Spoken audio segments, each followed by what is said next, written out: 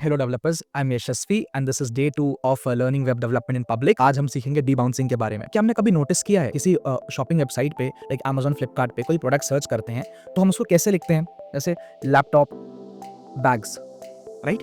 सो इसको हम अगर नोटिस करें, टोटल 10 एपीआई कॉल्स अराउंड हुई हैं, right? Just for 2 single words, laptop, bags.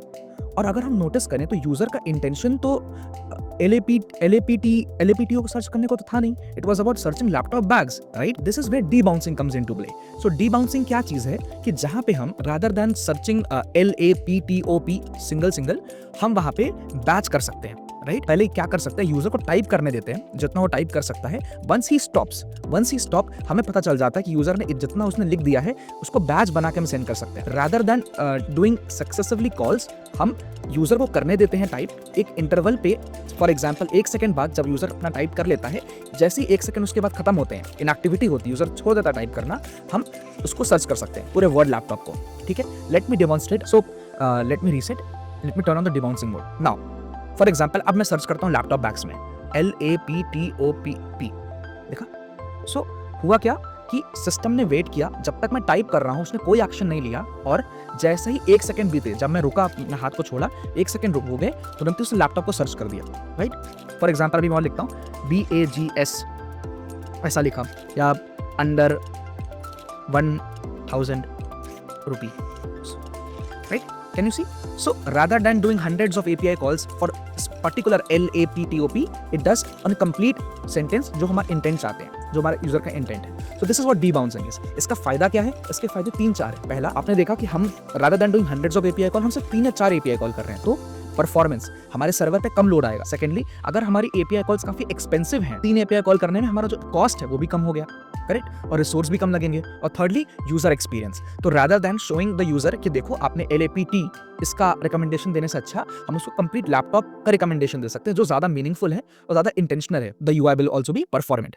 So this is debouncing. ये उसके मेरिट्स थे और ये कैसे डेमोन्स्ट्रेट हुआ मैंने आपको दिखाया, compare to the normal method and the debouncing method. Now हम इसको इंप्लीमेंट करते हैं using code.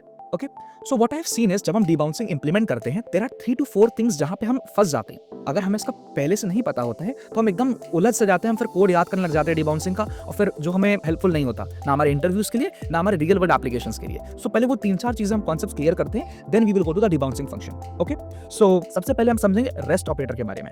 Now let's say I have a function. Okay, मैं एक फंक्शन बनाता हूं, लेट्स टेक कोई भी नेम, लेट्स से myfunc। ठीक है, नाउ उसको इसमें हम 2 आर्गुमेंट्स पास करते हैं, नंबर 1 कॉमा नंबर 2। ठीक है, एंड सिंपली हम इसको सब लॉक करते हैं, जो भी हमें आर्गुमेंट्स हैं उसे लॉक करते हैं। Okay, let's log number 1 comma number 2। ठीक है, अब इस फंक्शन को हम कॉल करते हैं myfunc को, and we pass 1 and 2। Let's see, so हमें पता है क्या होने वाला है रिजल्ट। हम जब इसको प्रिंट करेंगे नोट बेसिक्स को, सी 1 and 2, right? Now this is simple, हमारे पास 2 आर्गुमेंट्स थे, 1 and 2, हमने प्रिंट कर दिया, number 1 number 2। Now what if the situation से हमें पता ही नहीं है कितने आर्गुमेंट्स आने वाले हैं, we don't know how many number of arguments will come. So हम उसे कैसे प्रिंट कर सकते हैं या कैसे उसे समझ सकते हैं? तो there is where rest operator comes into picture. अब मैं इसको रिमूव करता हूं, नंबर 1 नंबर 2 की जगह, या इसको हम पहले कमेंट कर लेते हैं। Let me right it again, function myfunc।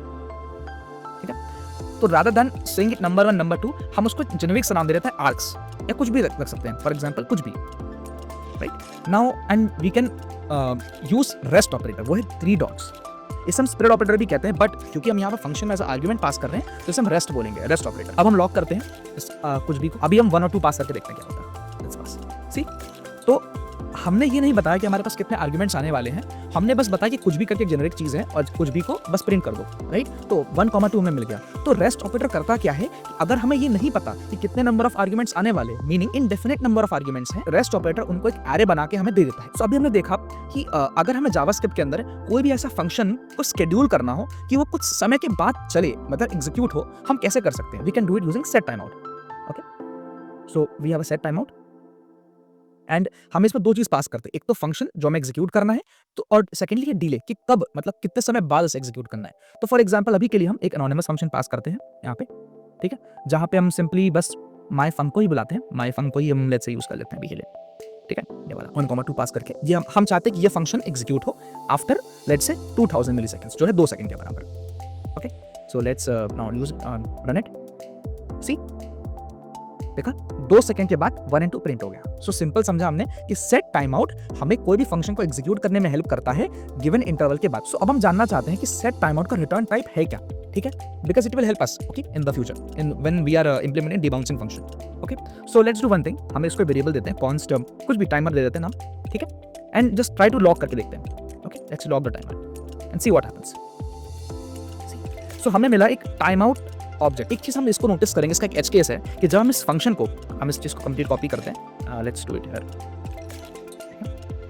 And copy करके इसको हम ना यहाँ पे अपने कंसोल में जो हमारा उस पे है इस पे करते हैं, ठीक है, and I just try to do it. See rather than giving us a timeout object, it is giving us a number 268। ये 1 2 तो उसके फंक्शन का आया है, ठीक है, तो 268। तो हमें ये पता चला कि सेट टाइम आउट ब्राउजर के ऊपर एक इंटीजर रिटर्न टाइप करता है, ठीक है, पॉजिटिव इंटीजर, और इन द Node.js एनवायरनमेंट जहाँ पे अभी हम काम कर रहे थे टाइम आउट ऑब्जेक्ट रिटर्न करता है, ठीक है। तो अगर हमको पता चल गया कि सेट टाइम आउट बेसिकली हमको एक इंटीजर देता है जिसको हम कह सकते हैं कि उस टाइमर का जॉब का एक आईडी हो, फॉर एग्जाम्पल कि भैया अगर हमें ये फिगर आउट करना है कि एक फंक्शन 2000 मिलीसेकंड के बाद एग्जीक्यूट होने वाला है, उसको हम कैसे बुलाएंगे, हम उसको टाइमर के नाम से बुला सकते हैं, timer. Okay that is what we can do.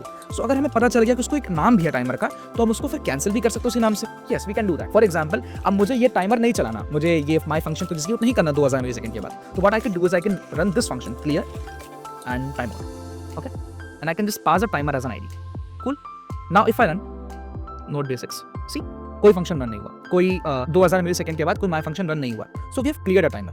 So this is what the story of set time out, return type of a time out and clear time out is. Okay and we got to know कि difference है Node.js environment में और browser के अंदर चलाने में। Let us learn this the last thing and then we go to debouncing. So closure में क्या होता है कि फॉर एग्जांपल मेरे पास एक फंक्शन है, लेट्स टेक एन एग्जांपल, एक आउटर फंक्शन है हमारे पास, ठीक है, और इस आउटर फंक्शन में हमारे पास एक लेट्स से एक वेरिएबल है, ठीक है, जिसका नाम हम काउंट रखते हैं, ठीक है, इसको हम 0 से इनिशियलाइज भी कर लेते हैं, ठीक है। अच्छा ये आउटर फंक्शन रिटर्न करता है एक और फंक्शन को, ठीक है, उसका नाम हम रख देते हैं इनर, ठीक है, क्योंकि ये इनर फंक्शन रिटर्न कर रहा है, ठीक है। अब हम कहते हैं कि इस इनर फंक्शन में हम उस काउंट को जो बाहर डिफाइन था उसको एग्जीक्यूट करते हैं, मतलब लेट्स इंप्लीमेंट इट। ओके कर दिया, so it would be inner function, right. Now and also now we log it, हम लॉग करते हैं कि जो भी वैल्यू होगी काउंट से, let's log it. So will use this and count is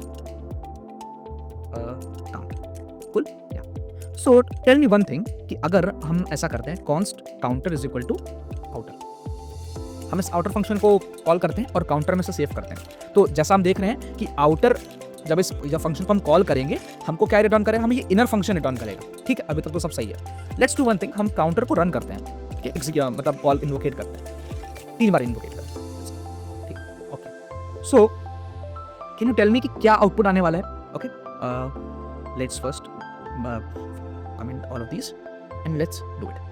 तो हम करते हैं, see the count is 1 2 3। Notice क्या ये चीज कि आउटर फंक्शन तो एक बार ऑलरेडी हो चुका है, बट और जो इसका आउटपुट था, आउटर फंक्शन का जो आउटपुट था वो एक और फंक्शन था, इसे हम इनर कहते हैं, इनर फंक्शन में वो काउंटर है। अब जब हम इनर को रन कर रहे हैं तो इनर को अपने सराउंडिंग लेक्सिकल स्कोप का आइडिया है, ठीक है, उसको ये पता है कि जो ये काउंट हम प्लस प्लस कर रहे हैं उसकी प्रीवियस वैल्यू क्या थी, वो कहाँ से आया, उसका क्या रेफरेंस है, it knows it. So this is what closure is.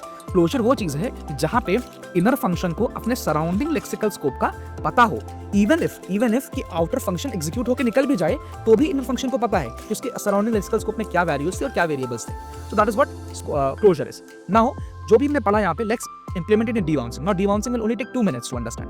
Okay, let's go to debounce। So debouncing के लिए हमें ये समझना पड़ेगा कि we need 2 things। पहला डिले कि कब हमें इनएक्टिविटी के बाद फंक्शन को लॉन्च करना है और कौन सा फंक्शन लॉन्च करना है जब हम debounce करें, ठीक है। तो फॉर एग्जांपल अभी के लिए सिंप्लिसिटी के लिए एक सर्च फंक्शन बना लेते हैं खुद का, सर्च फंक्शन, ओके, और इसके अंदर हमें क्वेरी पास करेंगे, और तो होना क्या चाहिए एक्चुअली, होना ये चाहिए कि डीबी कॉल होगी, राइट, और हमारे कुछ एपीआई कॉल्स हो जाएंगे उसके अंदर, डीबी में सर्च हो सकता है, राइट, एंड एपीआई कॉल्स होंगी। तो अभी सिंप्लिसिटी के लिए हम जस्ट अभी लॉक कर लेते हैं, ठीक है, जो भी हमारे पास क्वेरी आ रही है हम लॉक कर लेते हैं, ठीक है, सिंपल। तो अगर मैं लिखता हूँ सर्च फंक्शन, ठीक है, और मैं पास करता हूँ यशस्वी इसमें, तो वी कैन प्रेडिक्ट क्या होने वाला है, तो जस्ट प्रिंट यशस्वी। तो अगर हमने यशस्वी से कुछ सर्च किया तो वो हमें यशस्वी बस प्रिंट करके दे देगा, correct, good enough. So what we understood was, अभी तक हम जो क्या समझ रहे थे कि जैसे मैं की प्रेस करूंगा, मतलब मैं टाइप करूंगा YASHAS, तो हमारा ये सर्च फंक्शन कॉल होगा, ठीक है, जो भी क्वेरी जो भी हमारे इनपुट में होगा वो सिर्फ सर्च फंक्शन को कॉल कर देगा। तो अगर Y पे भी कॉल होगा, A पे भी कॉल होगा, YAS पे भी कॉल होगा, YASH पे भी कॉल होगा, राइट। तो ये चीजें इस तरह होती हैं। तो हम क्या चाहते हैं, हम तो एक बेटर फंक्शन चाहते हैं जिसको हम कॉल कर सकें, ठीक है। तो our aim is to get a better function, ठीक है, बेटर फंक्शन जिसमें हम कुछ तो मैजिक करें, let's not call it demand, let's call it magic. हम कुछ मैजिक करें, ठीक है। मैजिक में हम क्या पास करेंगे, अपना सर्च फंक्शन जो हमें सर्चिंग करनी है, और डिले, हमें कितना डिले चाहिए, हमने लेट्स से पास किया 300 मिलीसेकंड, ठीक है। हम कुछ मैजिक ऐसा करें जिससे हमें एक बेटर फंक्शन मिले जो हम हर की प्रेस पर दबाएं और हमारा डीबाउंसिंग इंप्लीमेंट हो जाए। सो अभी हमारा एम है इस मैजिक को डिकोड करना। मैजिक क्या है ये, it is nothing but debounce only. ये जो मैजिक फंक्शन है तो it is nothing, it's debounce only, ठीक है। इसे डीबाउंस ही बोलते हैं हम लोग, ठीक है। सो लेट्स कॉल इट डीबाउंस, ठीक। अभी जो डीबाउंस फंक्शन है हम देख पा रहे हैं कि इसको दो चीजें चाहिए, एक तो फंक्शन चाहिए और एक तो डिले चाहिए। तो let's pass it, let's pass fn and delay, okay, we pass it now. अच्छा, हम ये भी समझ रहे हैं कि डीबाउंस का जो रिटर्न टाइप है, आप देख रहे हो कि वो भी एक फंक्शन ही है, correct. So we can say simply say return a function. जो ये फंक्शन रिटर्न करता है वो करता क्या है, वो सिंपली हमने समझा कि वो शेड्यूल करता है जो भी हम सर्च करना चाह रहे हैं उस डिले के बाद उसे शेड्यूल कर देता है। तो हमने ये क्या पढ़ा था कि हमने पढ़ा था सेट टाइम आउट होता है वो चीज़, कि हम सेट टाइम आउट से चीज़ इंप्लीमेंट कर सकते हैं, कि जहाँ पे हम बताएं हमारा फंक्शन क्या है और डिले क्या है और हम उसको इंप्लीमेंट कर देते हैं। Let's do it. हम यहाँ पे एनोनिमस फंक्शन खोलते हैं और यहाँ पे पहले डिले दे देते हैं। डिले क्या देंगे, जो भी हमको यूजर ने डिले दे रखा है हम उसी को डिले को पास कर देते हैं, अभी के लिए पास कर दिया, राइट। और जो सेट टाइम आउट है उसके अंदर हम एक फंक्शन को एग्जीक्यूट करेंगे, राइट। तो हम चाहते हैं कि जो भी ओरिजिनल फंक्शन है यूजर का उसे हम इंप्लीमेंट करें, ठीक है। तो वो fn है जो हमें ओरिजिनली मिला है, ओके। अच्छा, एक चीज हमने यहाँ पढ़ी, क्या पढ़ी थी, रेस्ट ऑपरेटर के बारे में। तो हमको ये नहीं पता कि जो भी यूजर ने फंक्शन जो हमें पास किया है उसमें कितने पैरामीटर्स है, कितने आर्ग्यूमेंट्स, हमें नहीं पता ये चीज, राइट। तो हम चाहते हैं कि जो भी आर्ग्यूमेंट्स यूजर ने पास किए थे, इनडेफिनिट नंबर ऑफ आर्ग्यूमेंट्स जो पास किए थे, हम बस वही पास करके अपने फंक्शन को एग्जीक्यूट कर दें, ठीक है। तो हमने क्या यूज किया था, रेस्ट ऑपरेटर आर्क्स करके, और हम यही आर्क्स को पास कर देते हैं, ठीक है। तो यहाँ पे जो फंक्शन हो रहा है, तो बेसिकली यहाँ पे ये फंक्शन एग्जीक्यूट हो रहा है इन आर्क्स को लेके, ठीक, simple. After this delay, so set time out ने क्या किया, शेड्यूल कर दिया हमारे इस फंक्शन के इन्वोकेशन को after this delay of let's say 300 millisecond. हमने ये भी नोटिस किया जब हम टाइप कर रहे थे, तो जब डिबाउंसिंग वाले मोड में जब हम टाइप कर रहे थे तो हमारा जो टाइमर था वो कैंसिल हो जा रहा था, राइट। जो भी नया टाइम, जब हम जैसे हमने y टाइप किया, a टाइप किया, तो जब a टाइप किया तो पुराना टाइमर था वो कैंसिल हो गया। सो उसको कैसे हम इंप्लीमेंट कर सकते, हमने ये भी पढ़ा था अभी जब मैंने बेसिक्स में बताया। हम एक आईडी दे सकते हैं अपने टाइमर को, ठीक है। तो फॉर एग्जांपल जब ये वाला फंक्शन एग्जीक्यूट हो रहा हो, इसको मैं टाइमर आईडी दे दी, ठीक है, हो गया, दे दी। अब हम चाहते हैं कि before making this new call, new function, new schedule, हम चाहते हैं पुराना शेड्यूल पहले कैंसिल हो जाए, ठीक है। तो अगर हमें कुछ पुराना कैंसिल करना है उसे पहले डिफाइन करना पड़ेगा, करेक्ट। हम क्या करते हैं, यहाँ पे डिफाइन ना करके हम इसको ऊपर डिफाइन करते हैं, अपने आउटर फंक्शन में डिफाइन कर लेते हैं, let time ID, okay, simple. जब भी यूजर अपने सर्च फंक्शन को कॉल करेगा तो ये इनर फंक्शन कॉल होगा, राइट। तो इनर फंक्शन जब भी कॉल हो तो पहले हम चेक करें कि क्या हमारे पास पुराना टाइमर था क्लियर करने के लिए। तो हम कैसे चेक कर सकते हैं कि अगर इफ हमारे पास जो टाइमर है, आईडी है, वो नल नहीं है, हम इसको जब इनिशियलाइज करें इसको नल पहले दे सकते हैं, इंटेंशनल वैल्यू दे सकते हैं, इंटेंशनली हम क्या सेट कर सकते हैं कि नल है। तो जब हम टाइमर आईडी को हम चेक कर सकते हैं, अगर वो नल नहीं है हमारी टाइमर आईडी, मतलब कि पहले कभी डिफाइन हो चुकी टाइमर, हमारा ऑलरेडी टाइमर शेड्यूल हो चुका था, अगर जब हम फिर से कॉल कर रहे हैं और वो नल नहीं है तो हम जो फंक्शन है जो क्लियर कर सकते हैं इंटरवल को, अपने टाइम आउट को, ठीक है, पुराने टाइमर को, we can clear it, simple, हमने क्लियर कर दिया, right. So this is only the debouncing function, this small snippet of code is only debouncing, ठीक है। तो यहाँ पे हम लेट मी जस्ट समराइज, हम कर क्या रहे हैं, ये डिबाउंस फंक्शन हमने बनाया, ठीक है। हमने एक फंक्शन है डिले पास कर दिया, हमने टाइमर आईडी को नल सेट कर दिया क्योंकि हमें नहीं पता कि पहले क्या हुआ था, राइट। अब जब भी यूजर सर्च करता है, कुछ टाइप करता है, तो हमारा ये डिबाउंस सर्च, तो ये बेटर फंक्शन कुछ नहीं, डिबाउंस्ड सर्च है, ऐसा सर्च जिसमें डिबाउंस लग गया हो, ठीक है, डिबाउंस्ड सर्च, ठीक है। सो ये डिबाउंस सर्च है, जब भी की प्रेस होगा तो rather than calling this search function हम डिबाउंस सर्च को कॉल करेंगे, ठीक है। और इसमें हम अपना यशस्वी ऐसा पैरामीटर पास कर सकते हैं, ठीक है। तो जब हम ये पैरामीटर पास करेंगे, जब हम डिफाइन करेंगे तो एक बार ना डिफाइन करना है, एक बार डिफाइन जब करना टाइमर आईडी मेरी नल हो जाएगी ऑलरेडी, क्योंकि हमने देखा था अपने क्लोजर के अंदर कि आउटर वाला सिर्फ एक बार चलता है, उसको डिफाइन कर दिया जाता है, ठीक है। और जब भी की प्रेस होगा और ये डिबाउंस सर्च फिर से कॉल होगा तो इस बार हमारे इंटरनल फंक्शन जो इनर फंक्शन है वो कॉल होगा, ठीक है, जो ये सर्च फंक्शन है जिसमें हम ये क्वेरी पास कर देंगे, यशस्वी ऐसा क्वेरी पास किए, हम चेक करेंगे क्या हमारे पास पुराना कोई टाइमर था, अगर नहीं था तो आगे बढ़ जाओ, तो नया टाइमर बना दो, नया टाइमर बनाओ, उसे शेड्यूल करो जो डिले यूजर ने पास किया है, ठीक है। और उतने देर में ही नया इनपुट आ जाता है फ्रॉम द यूजर, तो पुराना टाइमर को करो कैंसिल क्योंकि अब टाइमर नल नहीं है, क्लियर द टाइम आउट, और पुराना टाइमर करो कैंसिल और नया टाइमर फिर से सेट करो, नया शेड्यूल करो नेक्स्ट डिले के लिए, ठीक है। So this is only debounce functions and now let's test it, ठीक है। Let's on debouncing mode and see, so A B C D E F G H, see, yeah, now it is executing after 1000 ms of delete. ठीक है, अब delete भी किया तो empty हो गया उस 1 सेकंड के बाद ही. और मान लेते हम डिबाउंसिंग बंद करके रीसेट करते हैं ना. फॉर एग्जांपल मैं यशस्वी टाइप करता हूँ YASHASWWE. See total how many 0 से लेके टोटल 9 कॉल्स हुए यशस्वी के लिए. बट अगर मैं डिबाउंसिंग ऑन कर दूँ, रीसेट करता हूँ और मैं अब यशस्वी टाइप करता हूँ, सी सिर्फ 1 कॉल हुआ.